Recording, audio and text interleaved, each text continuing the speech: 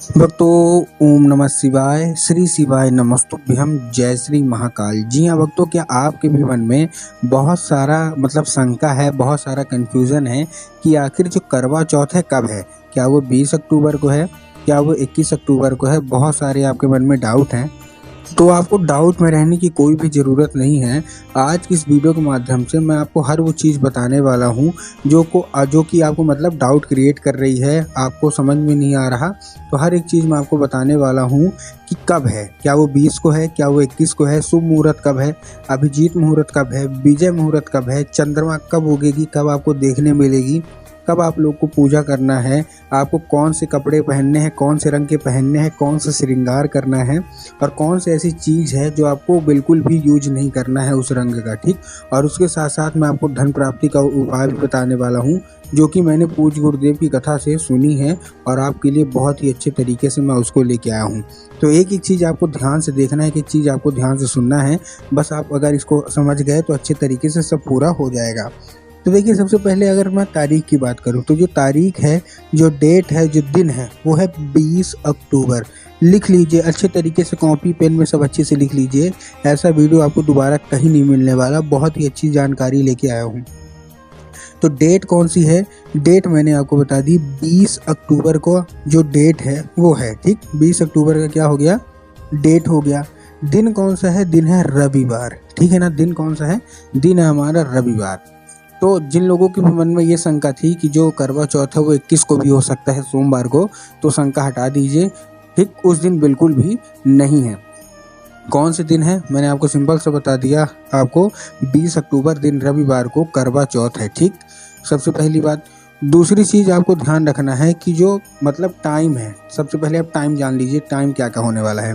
20 अक्टूबर दिन रविवार को सुबह 6:46 से लेके 6:46 से लेके 21 अक्टूबर को सुबह के 4:16 तक होने वाला है, ठीक। मैं फिर से बता रहा हूँ, अच्छे से एक बार नोट कर लीजिए क्या होने वाला है। 20 अक्टूबर को सुबह 6:46 से लेके, सुबह का होगा 6:46 से लेके 21 अक्टूबर को सुबह 4:16 तक होने वाला है। सबसे पहली चीज़ आपने ये नोट कर लेना है, ठीक। अब हम बात करते हैं शुभ मुहूर्त के बारे में कि शुभ मुहूर्त कब होने वाला है।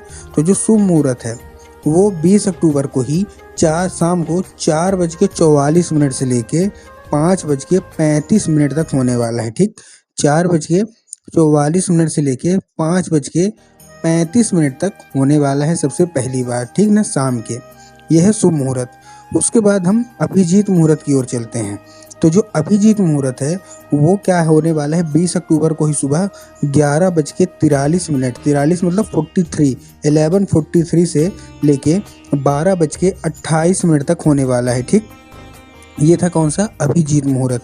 उसके बाद जो हमारा विजय मुहूर्त है उसके बारे में बात कर लेते हैं। तो वो होने वाला है दोपहर को 1:59 से लेके 59 मतलब 2 बजने को 1 मिनट जब कम रहेगा, 59। तो 1:59 से लेके 2:45 तक ये हमारा विजय मुहूर्त होने वाला है, ठीक। अब देखिए, आपको भी पता है कि जो कार्तिक मास की कृष्ण पक्ष की चतुर्थी होती है उसी को हम लोग करवा चौथ बोलते हैं, ठीक। तो अब इसमें मेन क्या होती है? कृष्ण पक्ष की चतुर्थी जो कार्तिक मास की होती है, तो इसमें चंद्रमा का होता है। तो चंद्रमा कब उगेंगे, चांद हमको कब देखने को मिलेंगे कि हम अपनी पूजा करें और अपना जो है तो व्रत खोलें? तो जो चंद्रमा का टाइम हो लगभग 8 बजे का है, ठीक। वैसे मोटा मोटा जो बताए हैं वो 8 बजे का है। मेन टाइम है 7:54 का, मतलब 7:54 का। लेकिन हर जगह अलग अलग उगती है, कहीं 2-4 मिनट पहले, तो कहीं 2-4 मिनट बाद, तो कहीं 15-20 मिनट बाद या पहले। तो उस हिसाब से 7:54 का टाइम है, तो आप 8 बजे के करीब आप मान के चलिए। फिर गुरुदेव ने बताया है कि आपको जो स्नान होना चाहिए वो आपको ब्रह्म स्नान होना चाहिए, ठीक। जितनी भी महिलाएं व्रत कर रही हैं, ठीक ना, उपास कर रही हैं, तो आपको ध्यान रखना है कि जो आपका स्नान है वो आपका ब्रह्म स्नान होना चाहिए। ब्रह्म स्नान मतलब सुबह सुबह ही आपको स्नान कर लेना है अच्छे से, बिल्कुल इस चीज़ का आपको ध्यान रखना है कि जो आपका स्नान है ना वो सुबह सुबह ही हो जाना चाहिए, ठीक ना। सुबह सुबह मतलब 4:30-5 के लगभग, इतने में ही आपका जो स्नान है वो हो जाना चाहिए, उससे लेट मत करिएगा, ठीक। तो आपने क्या है, स्नान अच्छे से कर लिया। अब करने के बाद आपको करना क्या है? आपको 16 श्रृंगार अवश्य रूप से करना है। बहुत सारे जो महिलाएं होती हैं ना वो 16 श्रृंगार नहीं करती, तो आपको 16 श्रृंगार अवश्य रूप से कर ही कर लेना है, ठीक। कर लिया। उसके बाद गुरुदेव ने एक चीज़ बताई है जो कि आपको जानना बहुत ज़रूरी है। वो चीज़ ये है कि आपको सफ़ेद और क्या है, सफ़ेद और काला रंग जो है ना, वो बिल्कुल भी यूज नहीं करना, चाहे कपड़ा हो चाहे जो हो। सफ़ेद और काला रंग बिल्कुल भी यूज जो है वो नहीं करना अपनी पूरी पूजा पाठ में ना। तो इस चीज़ का आपको ध्यान रख लेना है, ठीक। उसके बाद हम चलते हैं अपने उपाय की ओर। देखिए, आपको भी पता है कि जो पूज्य गुरुदेव की जो कथा होती है ना, उसमें लाखों की भीड़ आती है। कैसे भीड़ आती है? लाखों की भीड़ आती है। और जब गुरुदेव की कथा होती है और लाखों की भीड़ आती है, तो वहाँ ज़्यादातर जो भक्त होते हैं वो क्या करते हैं, पत्र के द्वारा अपनी मनोकामना जो होती है वो गुरुदेव तक पहुँचाते हैं। किसके द्वारा? पत्र के द्वारा। तो ये पिछले साल की बात है, करवा चौथ के पहले की ही शरद पूर्णिमा के लगभग लगभग गुरुदेव की कथा चल रही थी। और गुरुदेव की क्या है, कथा में लाखों की भीड़ आई। अब जब गुरुदेव की कथा में लाखों की भीड़ आई, तो वहाँ उन्होंने ज़्यादातर जो है तो पत्र लिखे सब लोगों ने।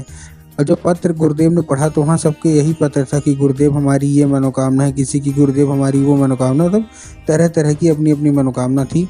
अब जब गुरुदेव ने पत्र पढ़ा और पत्र पढ़ने के बाद गुरुदेव ने देखा सबकी ऐसी-ऐसी मनोकामना थी, तब गुरुदेव ने धन प्राप्ति के ज़्यादातर लोगों की थी। तब गुरुदेव ने उपाय बताया और कहा केवल और केवल ये उपाय कर लेना, जो कोई भी इच्छा है, जो कोई भी मनोकामना है, सारी की सारी इच्छा मनोकामना अवश्य रूप से पूरी होगी ही होगी। अब जब गुरुदेव ने उपाय बताया, उपाय बताने के बाद लोगों ने क्या किया, उसको घर में करना शुरू कर दिया। वही लोग गुरुदेव की कथा में क्या हुआ, वही लोग गुरुदेव की कथा में 1 से 1.5 महीने बाद वापस आए और आके फिर से गुरुदेव को पत्र लिखा, गुरुदेव धन्य हो आपका, आपके द्वारा बताया गया उपाय हमने कर लिया है, हमारी सारी की सारी इच्छा, सारी की सारी जो मनोकामना है ना वो पूरी हो गई है। को आपका कोटि कोटि धन्यवाद, ये केवल और केवल आपके द्वारा बताया गया उपाय के कारण ही हुआ है। तो देखिए, जो लोग भी मेरी आवाज़ अभी सुन रहे हैं ना, अगर आपको भी जानना है कि आखिर ऐसा कौन सा उपाय है जिसको करने मात्र से सारी इच्छा मनोकामना पूरी होती है, चलिए हम बताते हैं आपको कि आपको करवा चौथ के दिन कौन सा उपाय करना है, ठीक। तो देखिए, जो हमारा सबसे पहला उपाय है, इस उपाय में आपको करना क्या है, एक ही उपाय बताऊंगा धन प्राप्ति का। इस उपाय में आपको 5 कनेर के फूल लेने हैं। जब आप फूल लेंगे तब आपको ध्यान रखना है कि फूल कहीं से भी कटा फटा बिल्कुल भी नहीं होना चाहिए। तो फूल ले लिया। अब 5 आपके पास फूल है, 5 आपको अलग अलग जगह आपको अर्पित करना है। तो जो पहला फूल है हमारा, वो कहाँ होना चाहिए, जो हमारा पहला फूल है वो आपको कहाँ अर्पित करना है, वो आपको बाबा भोलेनाथ के ऊपर कुंडकेश्वर महादेव का नाम लेके अर्पित करना है, ठीक। उसके बाद जो दूसरा फूल है वो आपको माता शोक सुंदरी के ऊपर अर्पित करना है। अब देखिए, जिनको पता है कि माता शोक सुंदरी की जगह कहाँ होती है उनका तो ठीक, लेकिन बहुत सारे ऐसे लोग हैं जिनको ये नहीं पता कि माता शोक सुंदरी की जगह कहाँ होती है। तब गुरुदेव ने बताया जो जलाधारी है, जलाधारी के बिल्कुल बीचों बीच, ठीक। उसके बाद जो हमारा तीसरा फूल है वो आपको कहाँ अर्पित करना है, भगवान गणेश की जगह पे।